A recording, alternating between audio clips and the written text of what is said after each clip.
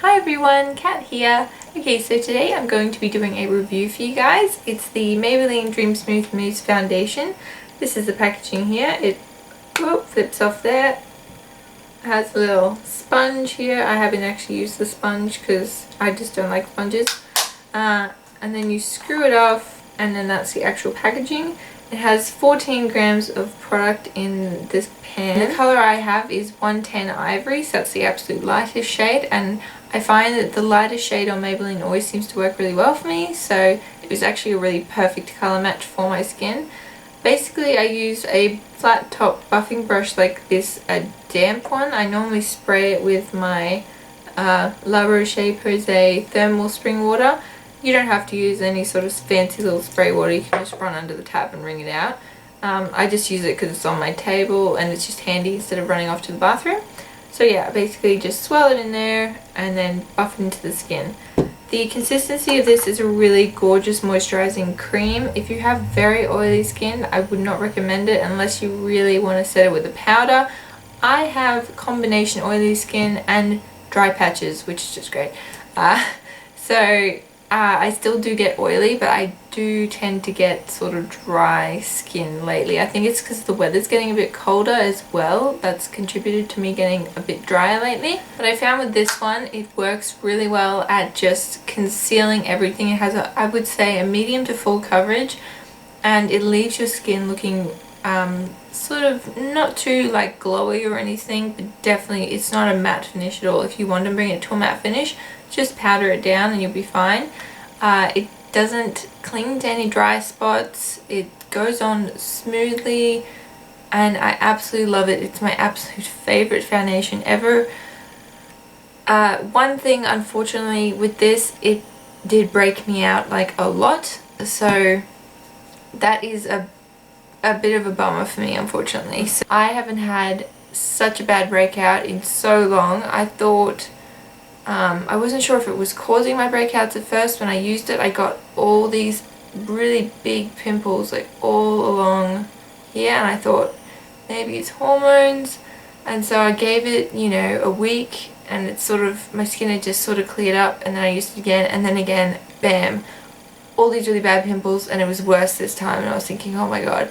And I still wasn't sure because my skin does tend to go a little bit iffy if I eat a lot of junk food, and unfortunately it was Mother's Day and Alex got me a whole bloody box of rose chocolates and Ferrero Rocher, so I had a little binge, which is so bad. Oh my gosh, I'm trying to lose weight here, but that's another matter. But yeah, so and I thought maybe all that sort of horrible eating, because it makes me feel horrible, it also just reflects on my skin, might have been causing the breakouts. So I just stopped eating really badly and stopped using the foundation, and then my skin cleared up, and then I wore it again, and then bam, I got another breakout. So I'm pretty damn sure now that this is causing my breakouts. Normally on my like cheek area here, I maybe get like one every now and again. It's not really a big spot for me. It used to be, but lately it just hasn't. And my forehead as well. I didn't get too many breakouts on my forehead. I got like, I think 1 or 2 after using this foundation. But anyone who's had acne before or pimples, you get that feeling on your skin, like it's sort of a weird, like almost itchy, sort of tingly feeling.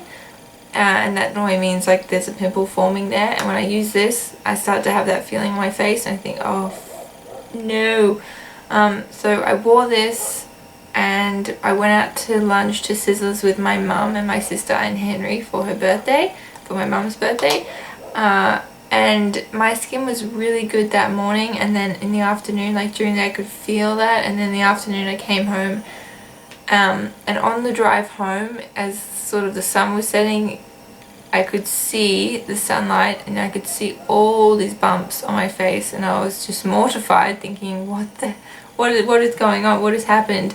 So basically this little baby has caused me to break out quite badly, actually. I don't think I've ever reacted as badly to a foundation that I have to this little fellow here, which really is quite depressing because I love it so much. It's such a great foundation. I still recommend it to anyone if you don't have like sort of sensitive acne prone skin like I do, then I do recommend it, because everyone is different. Something that might break me out might be absolutely gorgeous on you and vice versa. So I'm still on the search for a good foundation, which is really depressing at the moment. Today I'm wearing this, which is the Vichy Derma Blend. Looks like that. And I just applied it with my fingers, sort of lightly applied it with my fingers. It doesn't give the best finish to me, honestly. It's not really one of my favorites. It's not really horrible or anything, but it's a little bit less unforgiving, and I have dry skin at the moment, so it kind of tends to look a bit cakey, a bit too easily. So all in all, I really love this foundation, but it doesn't love me, and I just cannot wear it anymore because I can't have such horrible breakouts. It was so depressing for me. So that was my review of the Maybelline Dream Smooth Mousse Foundation. I hope that it was fun for you to watch, and have a lovely day, guys. Until next time. Bye!